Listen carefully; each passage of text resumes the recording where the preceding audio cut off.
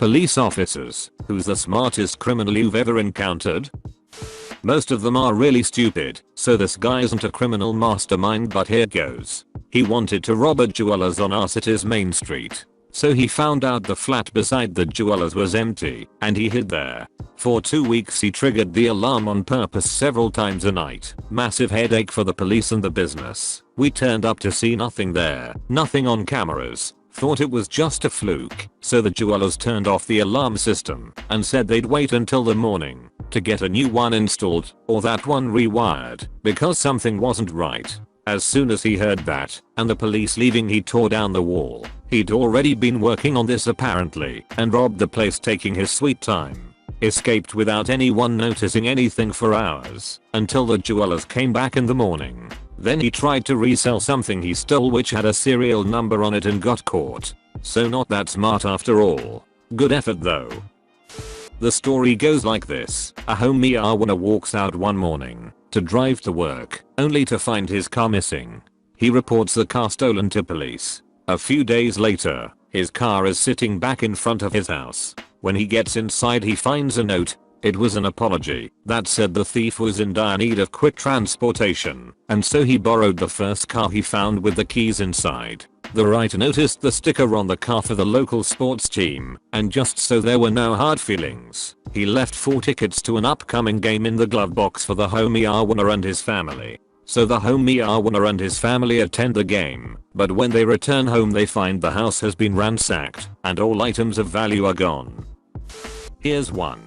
I knew this guy back in the early 80s. Let's call him Jim. Well, he really wanted this high-powered super bike, but he knew he couldn't ever afford it. So what he did was to take drive to London and scout it about for a few days until he found that particular model parked outside a house. He goes back that night with a slide hammer, pulls the lock, and steals the bike. He gets it home, puts it in his garage, and completely strips it so that the only thing left is the frame and the bottom half of the engine, which he drags into the weeds at the bottom of his garden. Then he pours fuel over it and burns it a bit. A few weeks pass and weeds have started growing over it. It's at that point he calls the cops and reports that someone had dumped a bike frame in his garden. The cops show up and he explains that he'd just got back from being away and found it. The cops take the frame and note down high name and address. A few days later, the cops call him and say that the bike had been stolen from London a month or so ago, from the serial number on the bottom half of the engine and frame, and that the insurance company had classed the bike as a write-off and had told the cops to dispose of it. Now, because the frame was found in his garden and the insurance company didn't want it, the cops were duty bound to ask him if he wanted to keep it or if they should throw it. So he tells them that he'd always wanted to build a bike. He gets the frame back from them, repaints it, then puts it all back together and re-registers it as a Q-Reg, stolen and recovered. I forgot to call him Jim, didn't I? Close on 20 years ago now, a guy on Australia's Gold Coast got away with a bank robbery in broad daylight. He cased the bank for a while and discovered a pattern of the bank manager arriving about 30 minutes before anyone else each morning, where he would leave the front doors unlocked so staff could help themselves in without a key or needing to wait for the boss to come and let them in. One morning the crook dressed himself up for a busy day of office work and waited for the bank manager to arrive. As the manager was unlocking the doors, he made his move, entering the building and threatening the manager with a gun. He got all the details he'd need to access the vault and so forth, and then tied the manager up and stuffed him in his office. When the staff arrived, he told them that the manager had called in sick and that regional office had sent him in to do the open shop thing, and no one batted an eyelid. This bank had a small walk-in vault that normally only held about 50k on any given day, but old mate had timed his robbery for the morning after business banking day when all the local small businesses would make their end of week deposits, and reportedly got a score of close to 250k. Once the vault was open, he pulled his gun out and invited all the staff to enter the vault and locked them in. By this stage the bank was due to be open, so when he went to leave there were a number of customers waiting to get inside to do their banking. He told them all that there had been an issue with the computers and that the tech team had estimated it would take about 30 minutes before the issue would be resolved and that they couldn't open until then. Then he got into his car and drove straight to the airport and flew to Hong Kong and then disappeared. To my knowledge, the cops never caught him and never managed to find the money. They knew he'd have had to leave most of it in Australia somewhere because you can only take 10k odd in cash in any currency out of the country before customs pulls you into their interview rooms. So the assumption was that he had to have an accomplice here who would funnel the money to him slowly over time.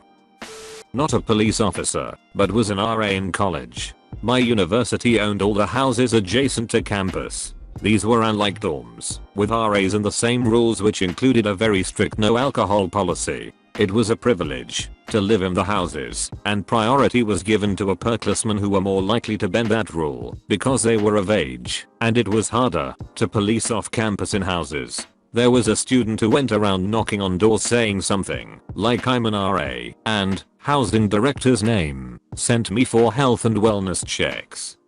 She'd find their booze, take it, and follow up with how she's doing them a favor by just giving them a warning. She wasn't actually an RA and was just keeping the booze for herself. The only reason she got found out was because she did it to an actual RA. The RA was male. They kept men and women housing separate and just assumed he didn't know her because of that. It was only later he questioned why they had a female doing wellness checks on male housing. They did an investigation and asked other residents. Incidents dated back previous 2 years. Never found out who it was. Probably someone who committed a crime I never solved. With that being said, I had a guy use a sledgehammer to smash his way through a wall at a Best Buy and steal a bunch of phones and cameras. He was smart enough to wear gloves and a face mask and not touch anything he didn't have to. Alarms didn't go off until he exited out the back door, which the alarm company gets after a minute or two and takes them like 3/4 minutes to call into us, giving him a good 5-minute head start. So he was probably a few miles away before we got dispatched to it. He clearly scoped out the area before doing his deed too. Smart dude. Edit. So part of the building was built into a hill, so the hole was on the backside of the building along the grade line. But when you're inside the building it was about 8 feet up, so it was easier for him to leave out a door. Also, the wall section where he broke through was hollow cement block. The portion of the wall below that was poured concrete. This was in the late 90s-early zeros. A guy in my dorm came to school solely to deal drugs. He took out student loans, registered for a bunch of 300-person freshman survey courses where he would never be missed, then literally never went to class. All he did was go to raves and concerts and keggers and sell party drugs. After the first semester, he was suspended. He wrote the usual quote, "I was young and dumb and in over my head" sob story and got put on probation for a semester. So he had a repeat of the fall. At the end of the year, he was kicked out and didn't care. He made something on the order of 150k in return for about 8k in student loans to cover a year of housing and tuition. So far as I know, he was never caught. It may have been a short-sighted maneuver in the long run, but in the short run it seemed fairly genius to effectively use federal loans to start your drug business. Not a cop. There was an incident in Fargo, ND, where a guy wanted to steal electronics equipment. The store had plenty of alarms on it, and generally cutting an alarm triggers an alarm, so instead he cut all the alarms. This was before cell phones were really widespread and alarms were usually just connected to the phone line. He found an access point to one of the phone company's big trunk lines. 9 access points. Massive thick copper cables with tens of thousands of lines running through them.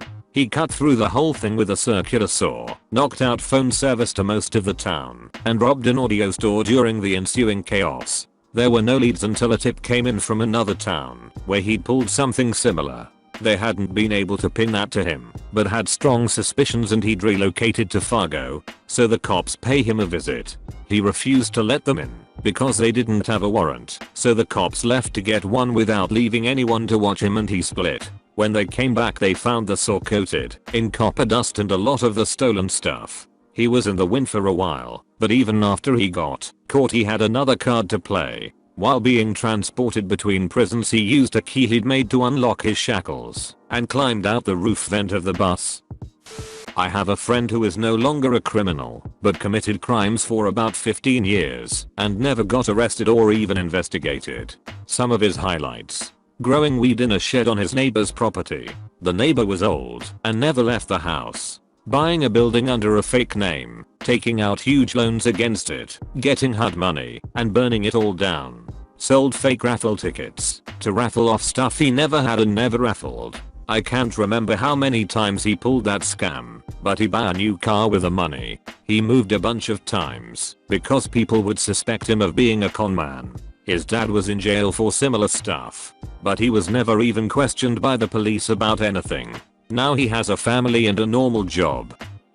Did you notice that the bank vault had put its safety deposit boxes in a way that there was a space at the 90-degree point, that wall meets wall? He times it on a Friday and climbed and hid in that spot. He had actually rented out a box which he put in a clock which alarms violently to see if there are sound sensors in the vault. Waited outside, nothing. Employees closed the vault with him inside. He has the whole weekend and gets to knocking the locks out with a hammer one at a time and stole everything. He then replaced the locks back to look like they are not tampered with and jumped back into the spot. Monday morning the vault is open. Turns out bank was doing renovations. He picked that day, throws on a worker's jacket and literally walks out the bank. Employees did not notice till the first person who came to open his safety deposit box. The lock fell in. They could not identify who did it, and he would have got away with it save his big mouth. Turns out he was a hairdresser and kept telling his customers how he stole from the bank, and he was a genius and they will never catch him. Someone snitched and he was picked up. They could not value what he stole as safety box contents are unknown. Because of this dude, all banks now fill the space where the two safety cabinets meet with concrete. Made a movie Inside Man loosely based on him. His name was William Smarto. Some fella broke into a jewelry store a couple of decades ago.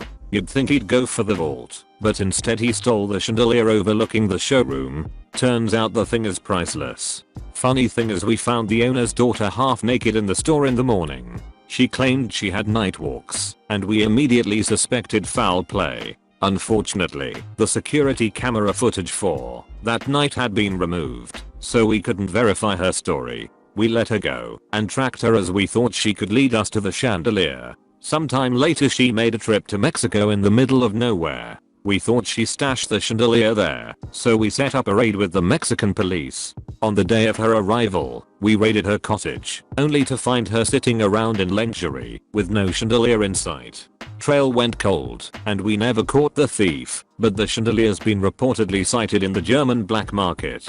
The perfect crime, whether it's by the girl or some probably very handsome, strong and authoritative individual, who probably owns a thriving farm. I worked with this one guy who had a lengthy record. He had a system for getting released if he got caught after committing a crime. If the police were in pursuit and he knew he was about to be cornered, he would act insane. His girl would play along with it, telling the police that he was off his medication.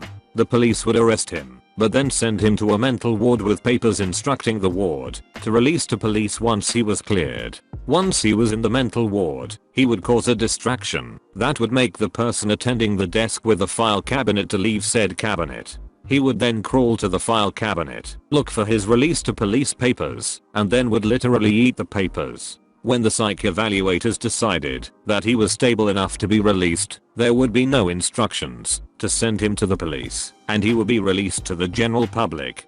He did this about 10 times until police officers noticed him back on the streets. This stunt forced the state to change their procedure for detaining mentally unstable suspects.